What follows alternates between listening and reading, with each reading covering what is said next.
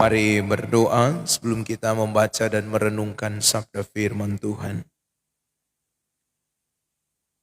Firman-Mu Tuhan yang akan selalu membimbing kehidupan kami. Dan di malam hari ini kami akan membaca dan merenungkannya. Tuntunlah kami dengan hikmat dan kuasa Roh-Mu yang kudus, sehingga firman-Mu akan selalu kami terapkan dalam hidup kami. Ampuni salah dan dosa kami Bapa, dan berfirmanlah, karena kami pria kaum Bapa yang beribadah di malam hari ini telah sedia untuk membaca dan merenungkan firman-Mu di dalam nama Tuhan Yesus. Kami berdoa saat ini. Amin. Mari membaca bagian firman Tuhan yang menjadi perenungan bersama sebagai warga gereja Masih Injili Minahasa di sepanjang minggu yang berjalan ini, yaitu di dalam kitab 1 Korintus pasal 9 ayat 1 sampai ayatnya yang ke-18, kita membaca secara berbalas-balasan. 1 Korintus pasal 9 ayat 1 sampai 18. Saya membaca ayatnya yang pertama, Bapak-bapak sekalian ayatnya yang kedua, begitu seterusnya bergantian sampai pada ayatnya yang ke-18. Firman Tuhan oleh Lembaga Alkitab Indonesia diberi judul Hak dan Kewajiban Rasul. Bukankah aku rasul? Bukankah aku orang bebas? Bukankah aku telah melihat Yesus Tuhan kita? Bukankah kamu adalah buah pekerjaanku dalam Tuhan?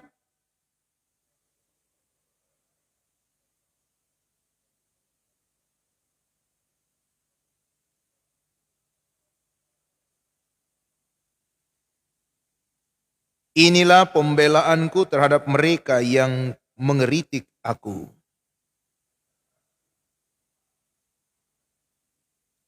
Tidakkah kami mempunyai hak untuk membawa seorang istri Kristen dalam perjalanan kami, seperti yang dilakukan rasul-rasul lain dan saudara-saudara Tuhan dan Kefas?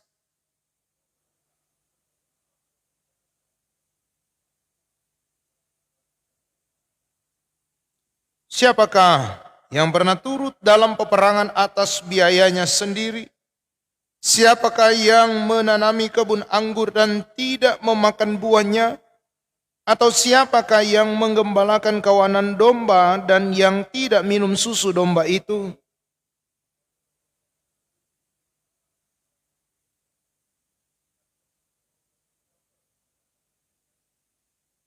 Sebab dalam hukum Musa ada tertulis, janganlah engkau memerangus mulut lembu yang sedang mengirik.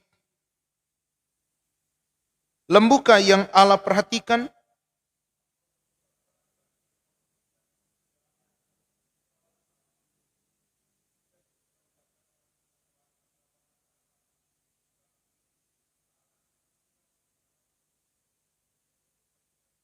Jadi, jika kami telah menaburkan benih rohani bagi kamu,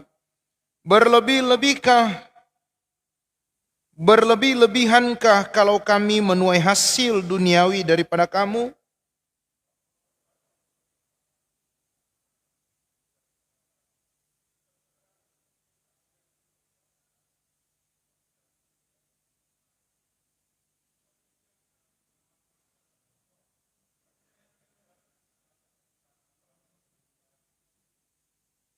Tidak tahukah kamu bahwa mereka yang melayani dalam tempat kudus mendapat penghidupannya dari tempat kudus itu, dan membawa mereka yang melayani mezbah mendapat bagian mereka dari mezbah itu?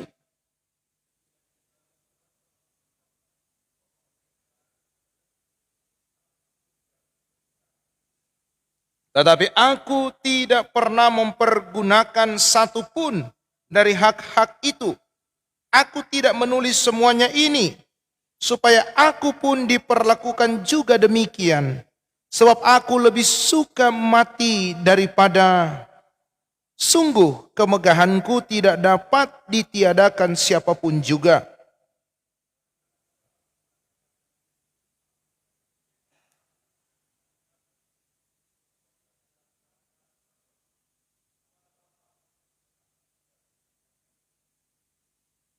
Kalau andai kata aku melakukannya menurut kehendakku sendiri, memang aku berhak menerima upah. Tetapi karena aku melakukannya bukan menurut kehendakku sendiri, pemberitaan itu adalah tugas penyelenggaraan yang ditanggungkan kepadaku.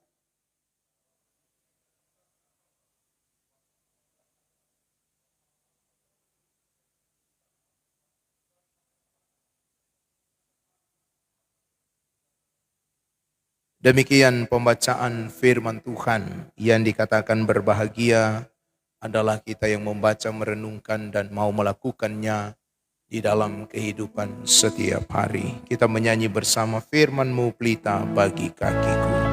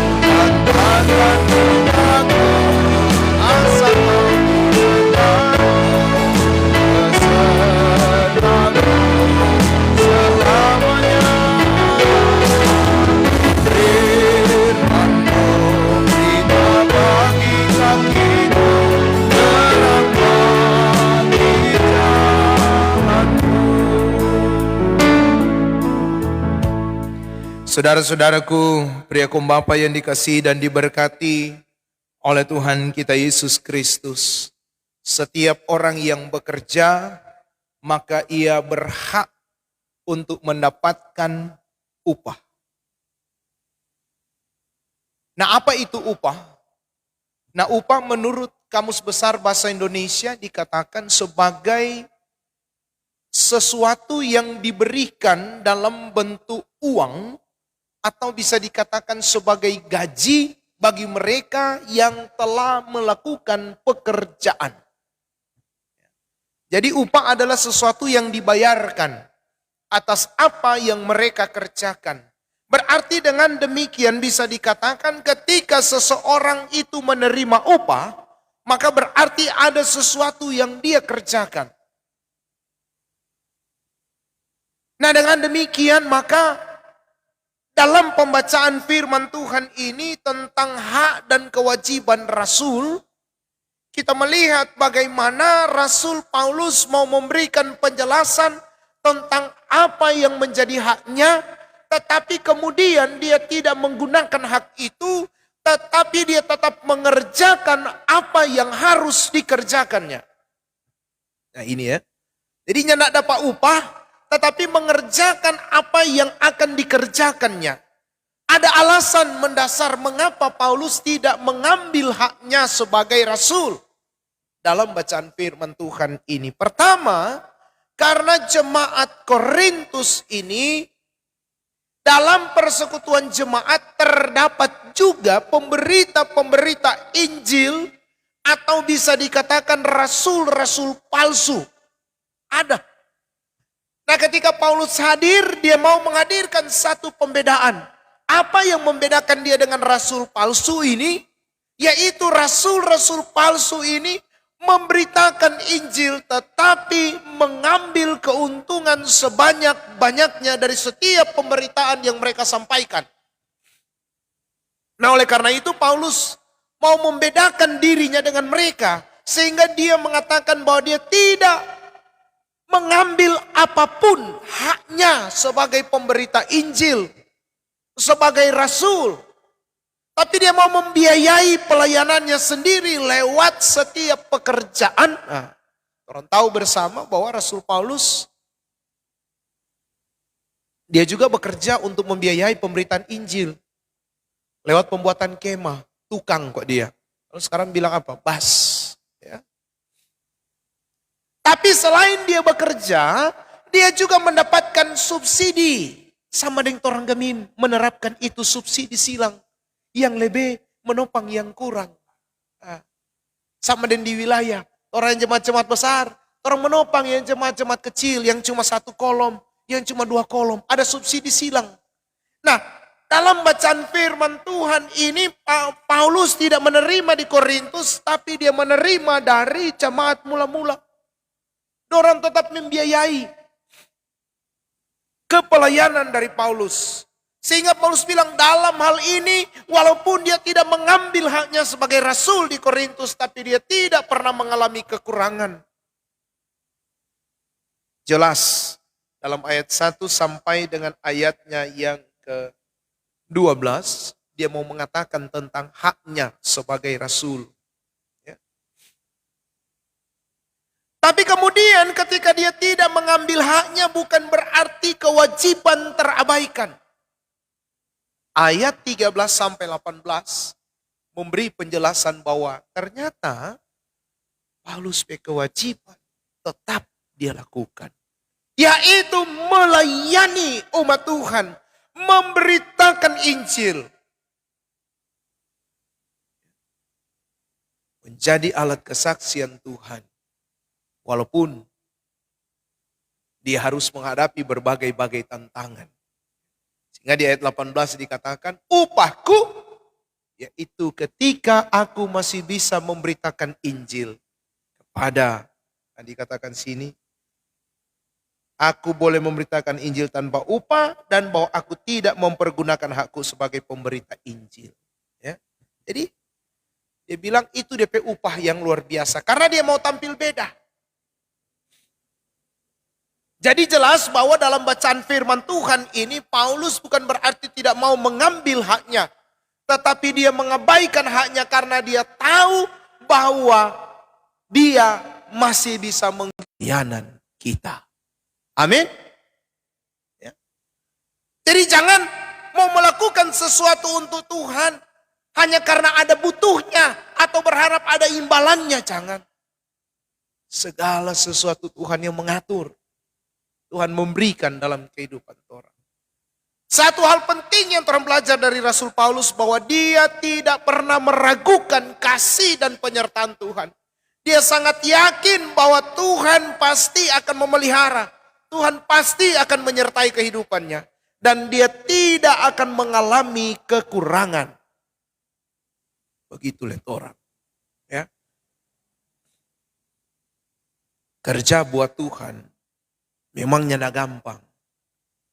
Tapi kerja buat Tuhan, memberi untuk pekerjaan Tuhan, pasti kita diberkati. Dan tidak akan pernah kekurangan. Ya. Saya sering katakan hal ini, bahwa jangan bikin Tuhan itu sama dengan istilah yang mengatakan pasang banyak, dapat banyak.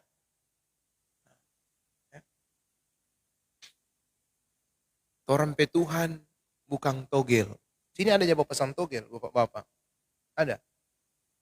Yang dia berangkat sampai di Singapura, Hong Kong, Sydney, ada. Yang ada Kang. Yang jebak syair, yang ada. Kalau ada, ya yang nak singgung ini mar. Bikin jo sama dengan Daud, cepat sadar kun cepat bertobat. Daud kan yang Tuhan senang dari Daud, cepat sadar, cepat bertobat. Ya. Jangan so tahu salah, tetap bertahan di jalan yang salah. Nah, jadi kalau misalnya di istilah togel tadi, pasang banyak, dapat banyak. Contoh misalnya kalau Singapura DP standarnya pasang berapa? Ada yang tahu? Yang dulu dan coba pasang sekarang sunyanda begitu. Sebanyak malu-malu mau bilang. DP standar coba pasang berapa? Kalau Singapura. Berapa? Berapa? Berapa puluh? 50. Tuh, sebesar sekali itu mau dapat. Berapa ton itu mau terima kalau pasang 50 ke dia kena. 5.000 paling murah. Atau boleh 2.000. Kalau pendeta masa dulu, Ada lainnya pasang 2 ri, sari le masih ada. Kalau tuh Singapura, toh baru ada tuh pedunya bilang kota itu ding dong itu aja putar tidak bayar gitu kan. Dulu. Kalau sekarang berapa? 5 ri paling rendah pasang. Udah itu kalau sudah 5 ri mesti syair bae-bae. Dari kalau 4 angka 20.000. Ya. Kalau pasang 5.000 dapat berapa? Dulu dan jangan sekarang. Dapat berapa kira-kira kalau 5.000 pasang? Berapa ribu? Kalau dia kena 1 angka berapa? Hah? Oh 2 angka. 2 angka berapa kalau 5.000? Udah 350 banyak kan? Nah itu tuh. DP istilah pasang banyak dapat banyak.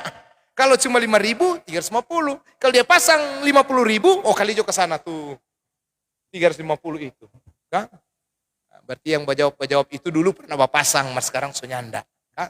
Dari ada kalau yang kali pendeta kalau berkunjungan pagi-pagi, tanpa sadar, jarang pendengar, doanya bilang begini, aduh, senti tadi malam, terpasang 65 keluar 56. Terbilang, aduh udah pasang ini tadi malam ini. Nyanda di Madidi kok itu tanpa laeng itu.